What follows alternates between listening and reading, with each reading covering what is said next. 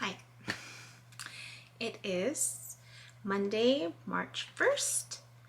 I didn't record yesterday only because I ran out of space again. I wanted to follow up on the adventure of Saturday driving out to TJ again, but even just the rest of the lessons that came up. I think I had mentioned in one of the previous videos how it's depending on the interactions that I have during the day. If there's multiple interactions, then the pattern and the lesson is more apparent. And then the more spread out my interactions are, the harder it is for me to like try to like weed through it, right? So it was interesting. And the lessons that finally solidified on Saturday when I went to TJ for the second time kind of blended again. I think I had mentioned that even the week earlier this week, there was a blending of effort, I think was the topic that stood out, effort. And the funny thing is, Chris from Minnow Pond had pointed out effort in one of the readings. So anyway, so it started off as I'm going to backtrack a little bit because it speaks to what happened Saturday also. So earlier, midweek, I think it was like Wednesday, I went to do a pickup. On the way there, I had a conversation with a friend of mine, and you know, she has her own practice, and she's also a professor. And she was telling me about her experiences with these two classes.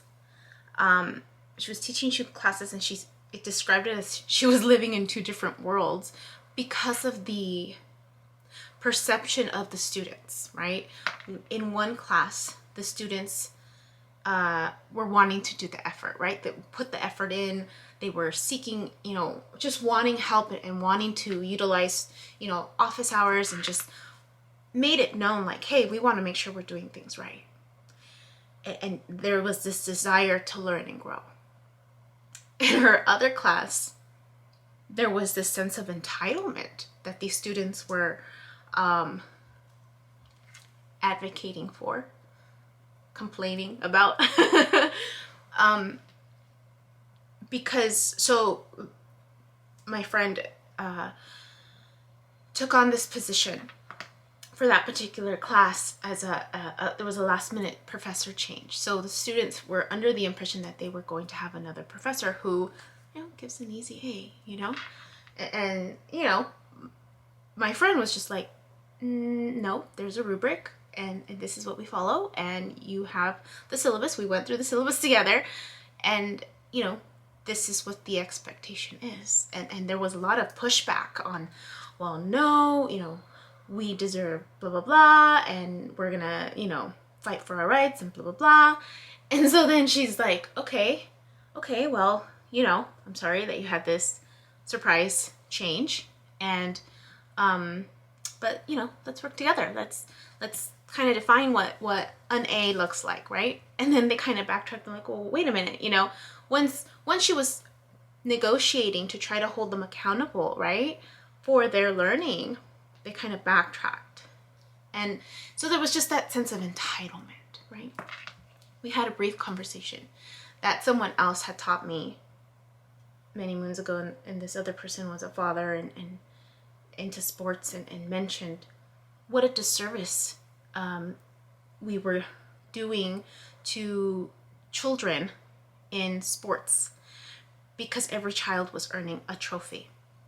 It wasn't anymore this, you know, polarized, you either win or you lose, and if you win, you get the trophy. No, at the end of the season, all the children get a trophy. And so he was sharing how that really, you know, it takes away from putting that work, putting that effort, right, to achieve whatever it is that you want to achieve. And so I mentioned that story to her, And she's like, you're right. Like we've done a disservice to these kids because we're not allowing them to sit with the loss, right? What it feels like to lose, because she had also mentioned that some of the kids or the young adults really, because it's a grad school program, the young adults were just thrown off by the fact that they were getting feedback on their essays, and they were getting and they weren't scoring A's, they were getting like B's and C's. And there was one student that was just like heartbroken. She's just like, I've never gotten a C before, and just like stressing out about it. And so that's when the story had come up, and I'm like, we haven't allowed these kids to sit with the discomfort, right? To sit with the loss, to sit with an F, with a C, with not winning, right? We want to make them feel better. And it's really a disservice to them, right? Because now there's a sense of entitlement, a sense of like, I deserve an A, right? Regardless of my effort. So it's important that story is important because it ties into what happened on Saturday.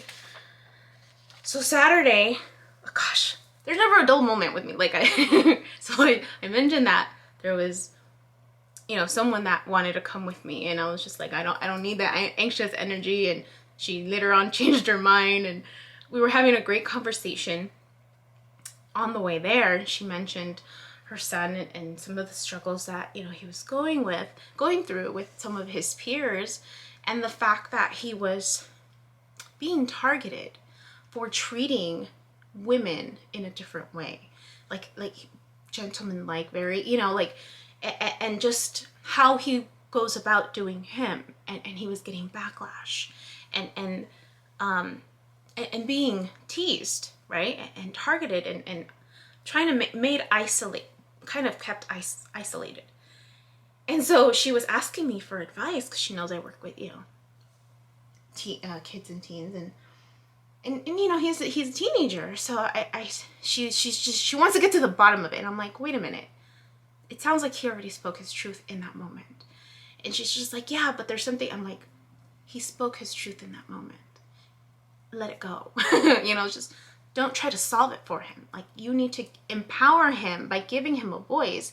And if he's telling you that this is enough, and you're noticing a shutting down, you need to back off. Otherwise, you're not going to get anywhere.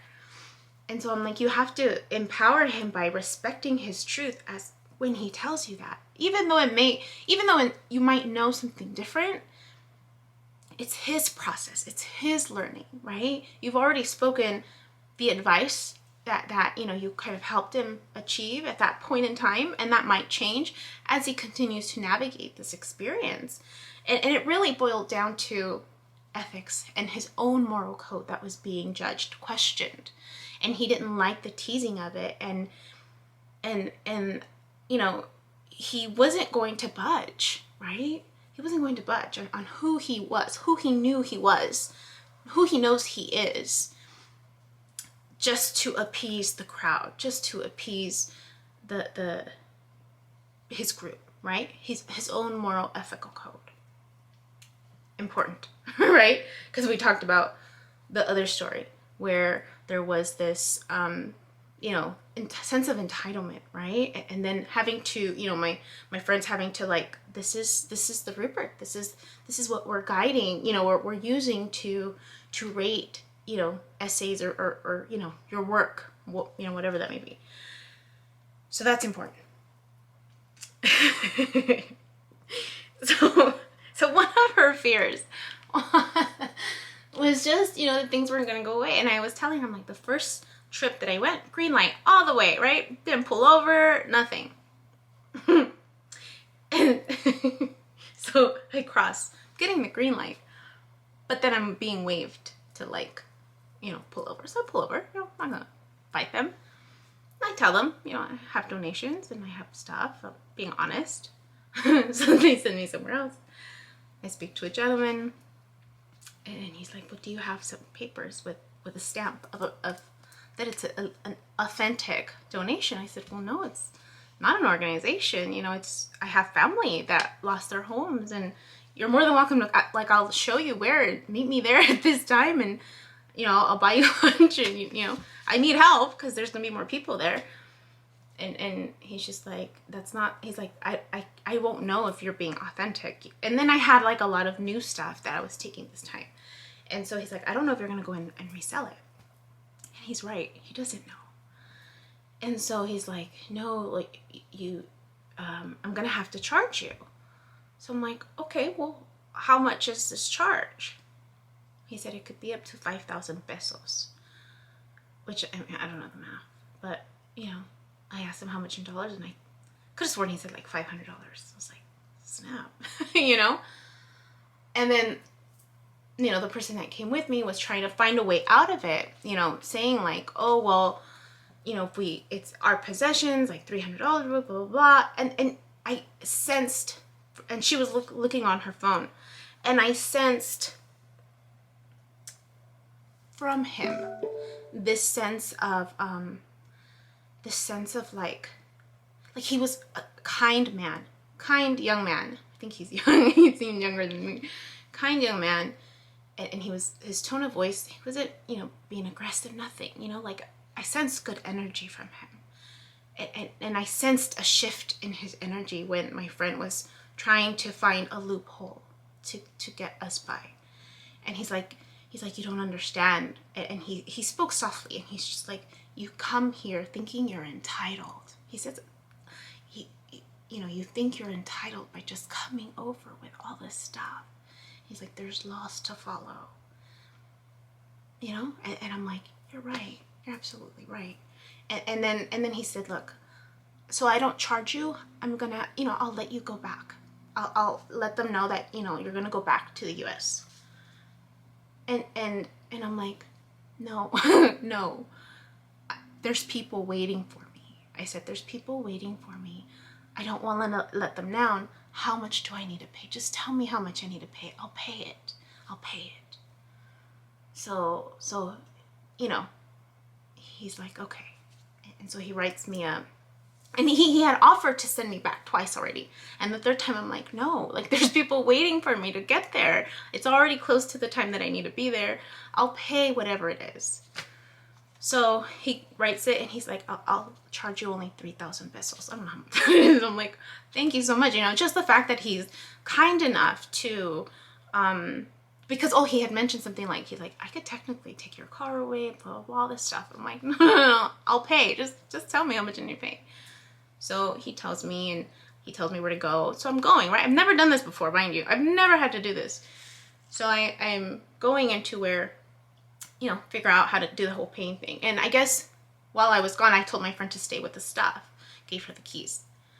She comes back, and then she's like, I'm gonna go to the restroom, and she goes outside. So it's like this, I'd never even known that this was there, but so apparently, if you ever cross TJ, there's this place on the far right side when you're getting in line to cross. So on the right side, there's an entry. I didn't know there was an entry there.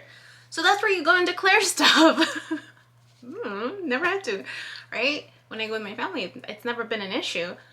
And so so the gentleman ended up telling, you know, the person I went with, like, go tell her, you know, go with her and show her where this other entrance is, and tell her the next time she comes. Because I told him, I'm like, I'm gonna keep coming. Like, I have more stuff to bring. And he tells her to show me where I need to come in next time to declare the item, so that I can pay a tax and not risk losing my car, you know, or risk getting someone who's, you know, has a chip on their shoulder or whatever. And so she shows me, and he said that the guy said, you know, next time come through here. Don't tell them that it's donations. She said, tell them they're your possessions. And then she said, because it turns out to get that stamp thing, they only accept it from 4 large organizations. So the likelihood of, you know, little Miss Me to get an approval is not very likely unless I belong to one of those 4 organizations. He didn't have to say that. He didn't have to share that information, but he did. So I was so grateful, right? That he sensed my energy, right? And was wanting to help. He saw that I had an intention to help, and helped me back.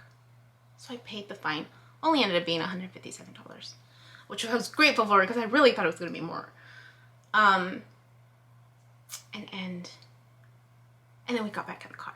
And the whole time she's just like, you said it was going to be green light all the way. And I'm like, there's a reason, right? So I go on. And by the way, thank you to all of you who are like reaching out and donating. And there's still more of you. And the reality is I'm only going to go one more time, which is this next Saturday. And that's as much as I'm going to be able to help at this point in time. So we get to my destination. There's people from the last time that were there that wanted to go first, and I'm like, no, we need to stay balanced. You were first last time. Now it's going to be other people who didn't get a chance to get here on time. They're going to go first, and whatever's left over, then you can come, right? Trying to keep things balanced and fair. More families showed up, and, you know, navigating all that, right? Then the deputy comes. I mentioned they were going to have a powwow about what was going to happen. So I'm listening in, right? I'm listening in just to get a feel and trying to understand, like, how is the system over here, right? Because the brunt of the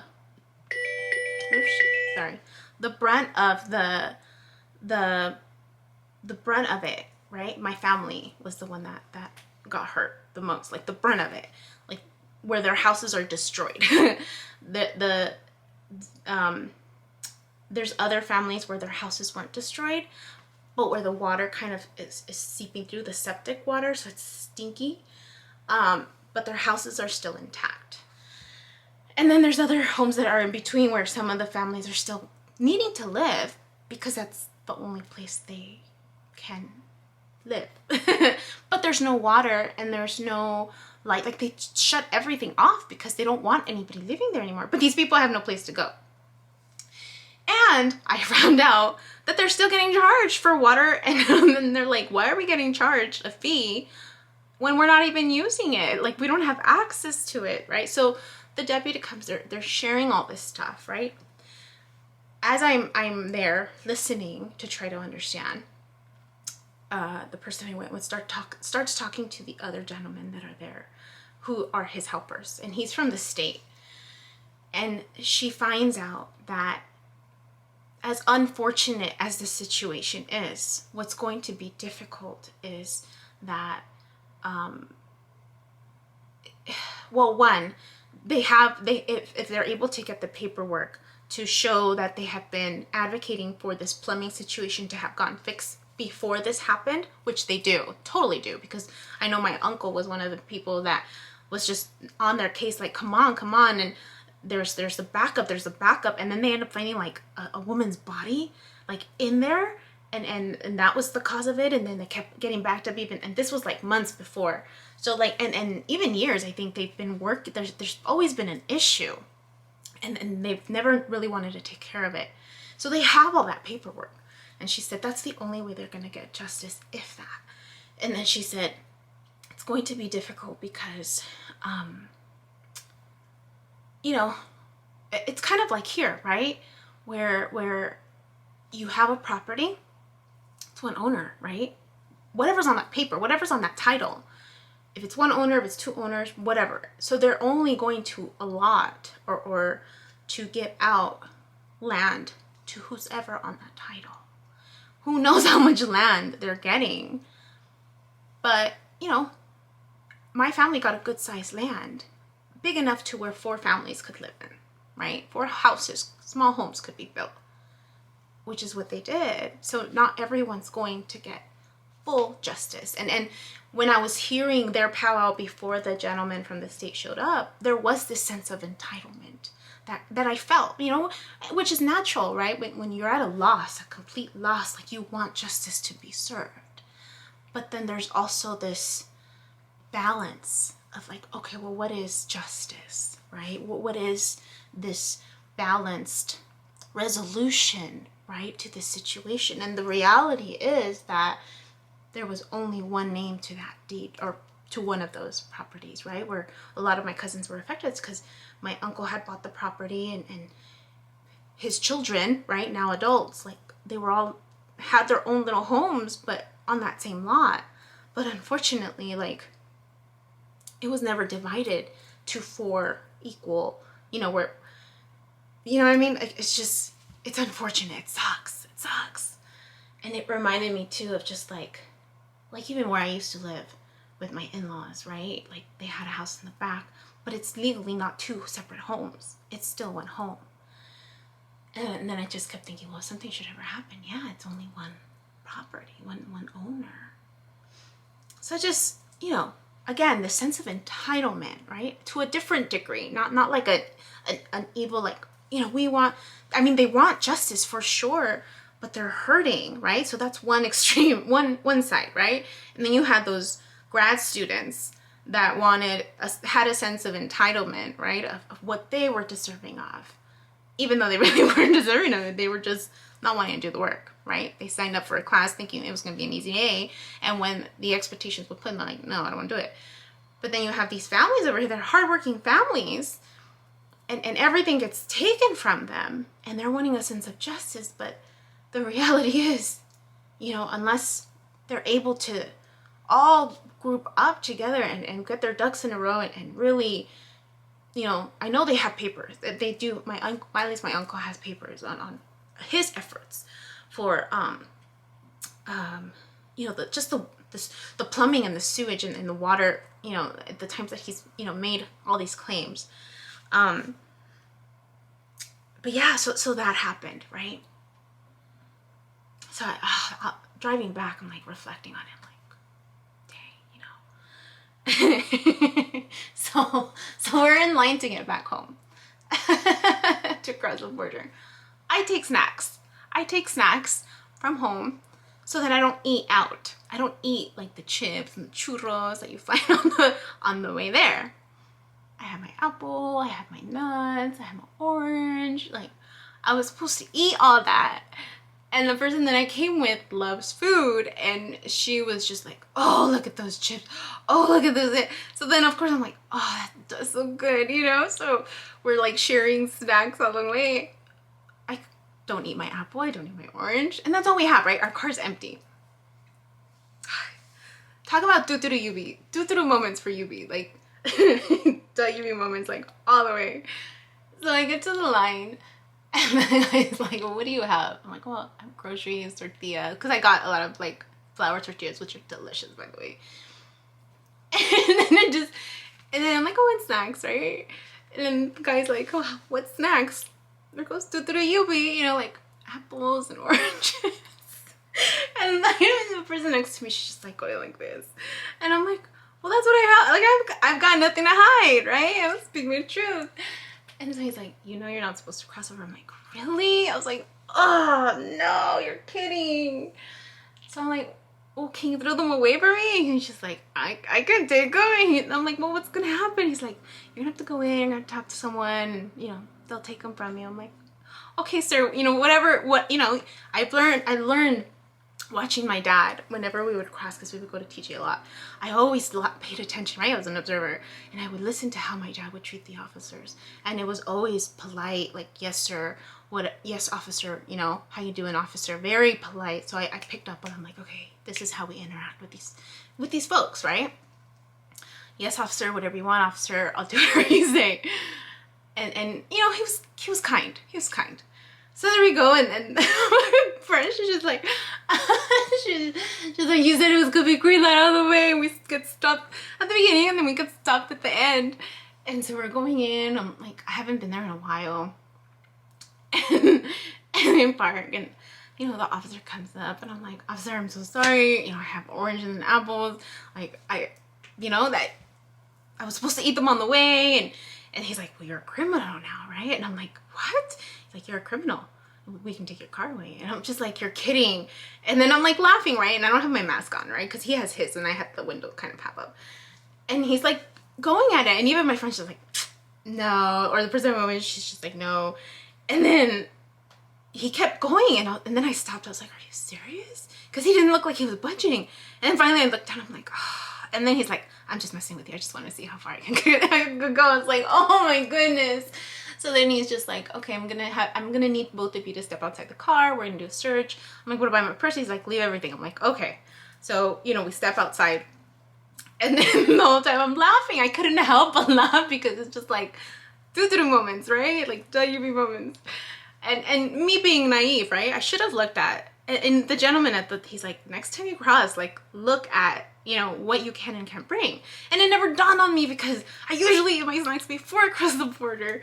And so I just got distracted, and, you know, so, so they're searching my car and doing the whole, like, you know, see if I carry, I don't know. I didn't even know how to open my hood. Like, he asked me to open, I'm like, I'm sorry, I have no idea where that little palanquita is, you know, to open the hood. Like, I've never had to. And so he's just like, and so there was another lady officer, and she's like, I'll look for it. I'm like, thank you so much. I'm like, and please let me know where it is so that I know next time, right? So we finally are allowed back in the car. They took my apples and my oranges. And he comes around and he's just like, all right. And then he's telling me, he's just like, you're the first person that I come across who has a vacuum in their car, for their car. And so I'm laughing because I had asked for that for Christmas one year, because I used to live in my car for work, and it would be so messy that I needed a vacuum, a portable vacuum for my car, and I haven't used it. I still haven't used it. So then I laughed, and I'm like, and you know, the funny thing is, I just haven't used it. So I'm laughing. He's like, you ladies be safe and have a good day. So we're leaving, and yeah. So that happened, right? So we're driving home, and I'm reflecting on the day, and she's just like laughing, right? And just kind of like doing this. And then I tell her, I'm like, what's the lesson here? What's the lesson? Because it was a repeated theme all day. And she's like, I don't know. I'm like, moral code. It's a sense of moral code, right? The sense of entitlement and moral code of, you know, because there's truth. There's truth in what happened. There's truth in how there is a sense of entitlement, you know, of the U.S., you know, crossing over to Mexico, wanting to find loopholes and right, like Mickey Mousing stuff, right? Like just, you know, lying about stuff. And I'm like, I'm not gonna lie. Like, this is my truth. And just not wanting to compromise. And when I was with that first gentleman coming from Mexico, from the US to Mexico, like I got that sense like he was trying to do his job, you know, and I was sharing this story with someone else, and they're like, yeah, but they could have let you go. Yeah, of course. Anybody in power could have let me go. But we have to go back. It's not about me getting what I want. It's about, you know, people upholding to the truth of what those expectations are. We complain that Mexico doesn't have a secure, you know, the things aren't secure, or that the law is corrupt or whatever, but then yet we're not doing our part by trying to get by and find those loopholes and lie about stuff. We're not helping the situation. You know, if we want things to get better, we need to abide by the laws as best as we can, right? So I thought about that.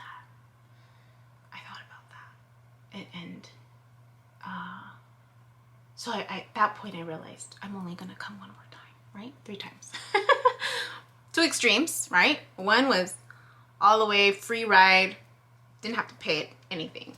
Second time I get stopped twice, and I get a consequence, right? Whether it was I pay something or I lost my apples and my oranges, right? And realizing, okay, there has to be a balance. So this 3rd time and only time that I'm gonna go back for now, I'm gonna go that route, right? Where that other gentleman said, because I still have bags I can take. And just kind of finish it off. Like this is where I end in terms of my help, right? And fortunately, you know, with the help of everyone, and the funds that were coming in, right? My ex-partner was telling me, he's just like, Yubi, you're not working. You're not working. You need to be smart. And he said, you should use some of those funds that are coming in for gas, you know, if something comes up, you know, before you end it. And I thought about that before I left for TJ. I thought about that because I always downsize, like my purse, how much I'm going to take. And I thought, which card am I going to take to pull out funds if I need it? And I thought about what he said. I'm like, I'm gonna listen to the advice. He's right. I'm not working right now. I'm doing this out of the kindness of my heart, you know, for the love that I have for the people in the community there that I grew up with.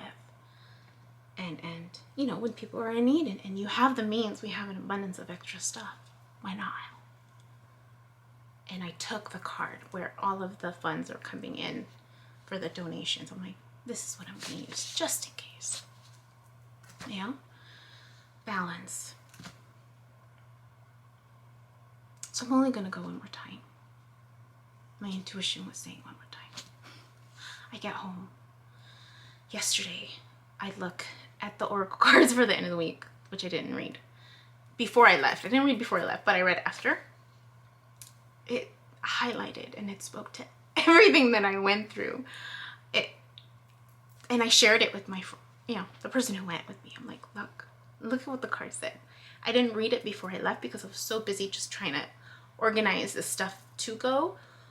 But I'm reading it now after the fact, and it speaks to what we went through. It's just like, wow, you know, like how interesting.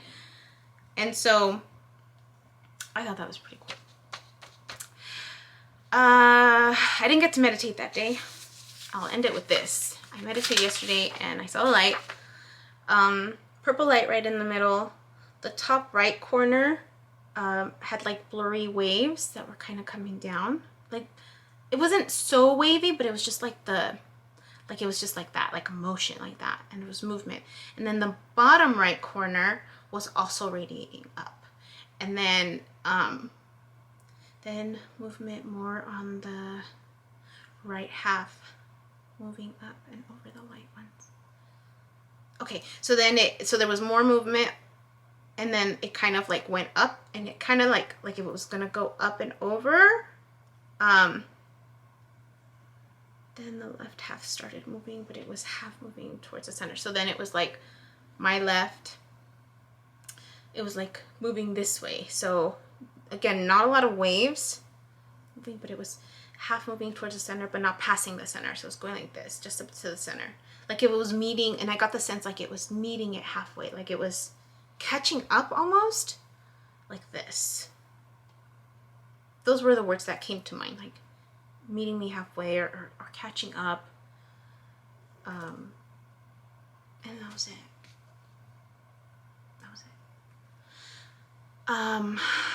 It's over 30 minutes. I'm trying to keep these less than 30 minutes, so that's it. I meditated this morning. I didn't sleep anyways, but I had a headache, so I couldn't really just sit with myself because my headache was throbbing.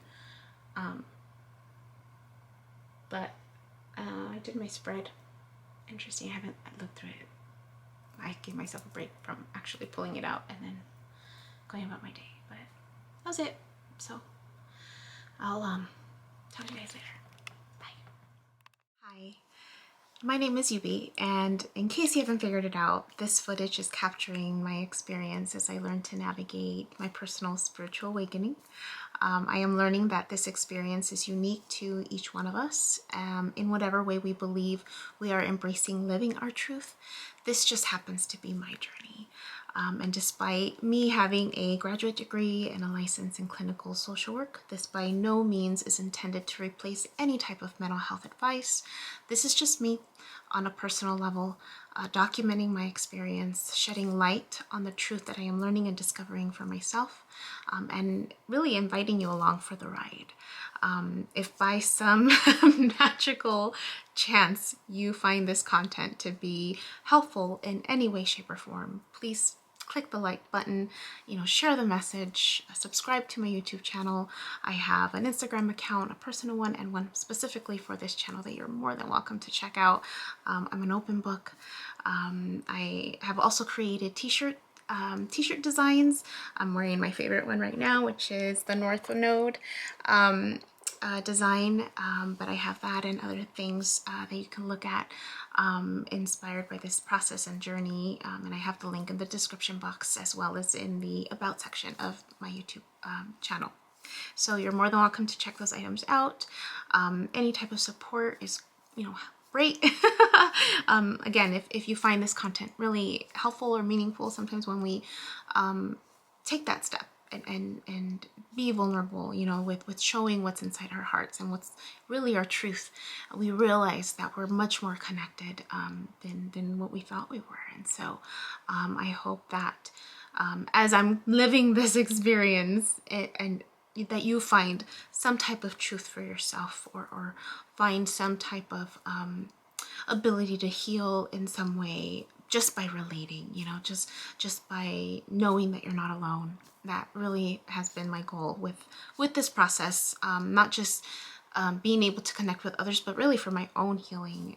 It's definitely been a therapeutic experience and a very creative one for myself. So I thank you, and I wish you all the best, and we'll see what else comes next for me.